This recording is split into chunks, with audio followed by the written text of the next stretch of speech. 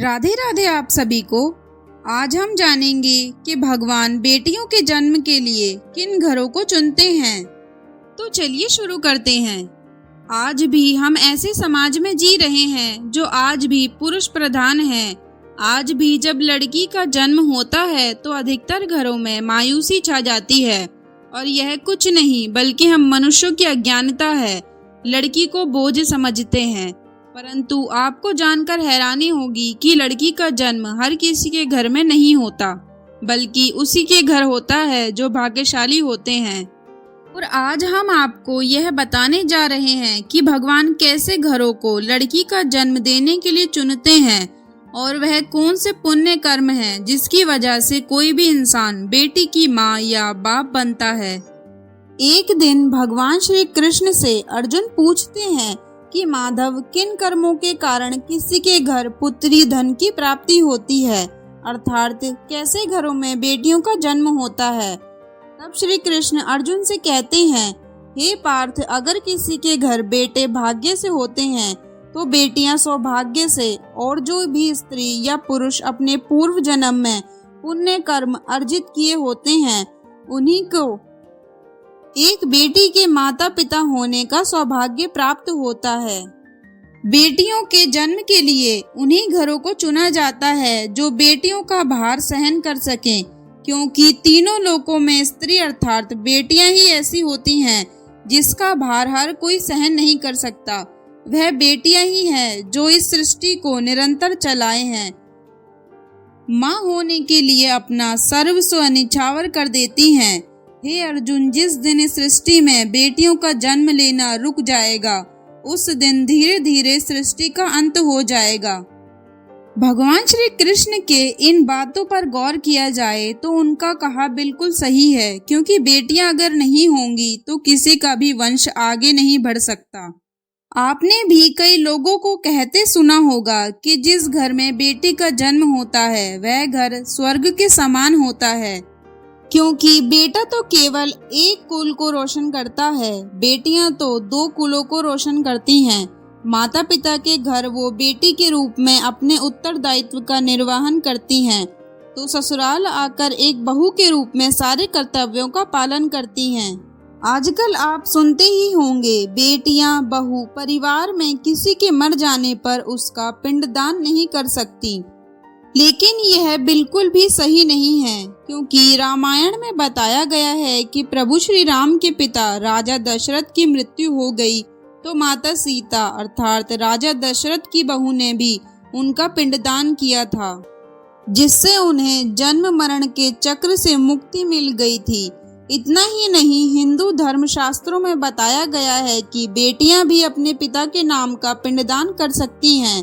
वहीं अगर ससुराल पक्ष में कोई पुरुष नहीं है तो इस स्थिति में बहू भी पिंडदान कर सकती है। वह लोग बहुत किस्मत वाले होते हैं जिनके घर में बेटी जन्म लेती है। वहीं वह प्रबल किस्मत के होते हैं जिनके घर एक से ज्यादा बेटियां जन्म लेती हैं। शायद यही कारण है कि बेटियों को लक्ष्मी कहा जाता है। बहुत से लोगों की सोच यह होती है, बेटी है तो बिना समय गवाए और इस पर पढ़ाई में पैसे लगाए, जल्द से जल्द शादी कर दो। लेकिन यह सोच एक बेटी के भविष्य को बर्बाद कर देती है। जरा सोचिए, एक बच्ची के मन में कितने सपने होते हैं, उसे कुछ करना है, लेकिन यह सपने सिर्फ सपने ही रह जाते हैं।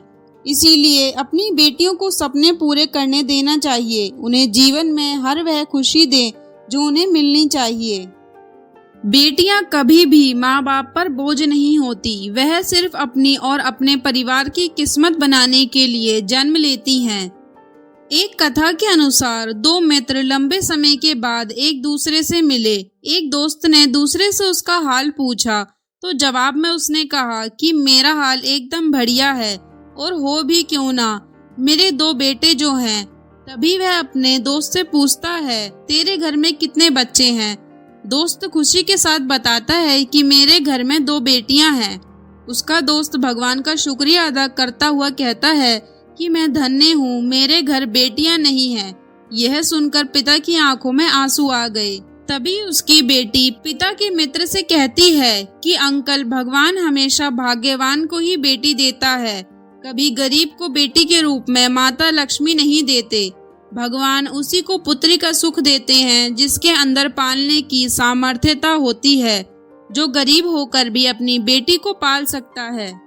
दूसरी कथा के अनुसार एक बार स्वामी विवेकानंद वैष्णो देवी की सीढ़ियां चढ़ रहे थे। बगल से किसान अपनी बेटी को कंधे में बिठाए चढ़ाई चढ़ रहा था।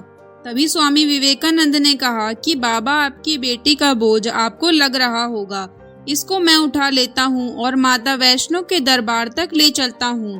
तभी उस किसान ने सबके सामने स्वामी विवेकानंद से कहा कि बेटी कभी भी बाप के कंधे पर बोझ नहीं होती। बेटियां अगर बाप के कंधे पर हैं तो वह हर बोझ को हल्का कर देती हैं। बेटियां कभी भी धन की भूखी नहीं होती, ये तो सिर्फ मान और सम्मान की भूखी होती हैं। अब सोचने वाली बात है कि कौन से कर्म के बाद आप किसी के घर लड़की के रूप में जन्म लेते हैं और उनके घर के लिए लक्ष्मी का रूप साबित होते हैं। गरुड़ पुराण में बताया गया है कि जब आत्मा को नया जन्म मिलता है तब आत्मा को शरीर के अनुसार व्यवहार में चलकर अपने कर्म करने होते हैं। शरीर के जरिए कर्म करने की एक आत्मा अपने जन्म के उद्देश्य को सार्थक भी बना सकती है और निरर्थक भी बना सकती है। यदि कोई पुरुष महिलाओं का आचरण करता है, स्वभाव में महिलाओं वाली आदतें ले आता है या वही काम करना चाहता है जो एक महिला को करना चाहिए, तो ऐसे ही पुरुषों का आत्मा स्त्री का शरीर धारण करती है। वहीं गरुड़ पुराण में बताया गया है, यदि कोई व्यक्ति मृत्यु के अंतिम चरण में किसी स्त्री को याद करते हुए प्राण त्याग करता है तो वह अगले जन्म में स्त्री के रूप में जन्म लेता है। वहीं अंतिम चरण में भगवान का नाम लेता है तो उसे मोक्ष की प्राप्ति होती है। उम्मीद करती हूँ कि आप ये भली भांति समझ गए होंगे कि स्त्री का जन्म क्यों मिलता है, साथ ही बेटियों का जन्म कौन से घर में होता है।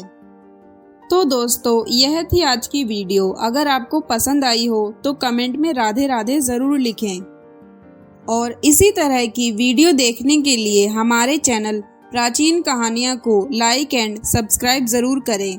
राधे राधे।